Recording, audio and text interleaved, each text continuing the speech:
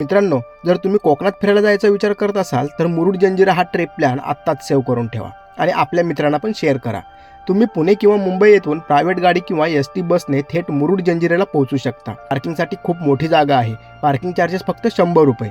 गाडी पार्क केल्यावर बरोबर सकाळी 9 वाजता तिकीट काउंटरवरून बोटीचं तिकीट घ्या. फक्त 5 ते 10 मिनिटांमध्ये बोट आपल्याला किल्ल्याच्या मुख्य दरवाजापाशी नेऊन सोडते. खास गोष्ट अशी आहे की किल्ल्याजवळ गेल्याशिवाय मुख्य दरवाजा दिसणारच नाही.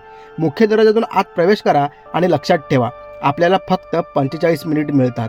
आता विचार करा, 22 एकराचा किल्ला 45 मिनिटांमध्ये कसा फिरायचा?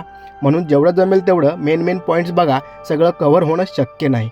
आम्ही सुद्धा 45 मिनिटात त्याच बोटीने रिटर्न आलो.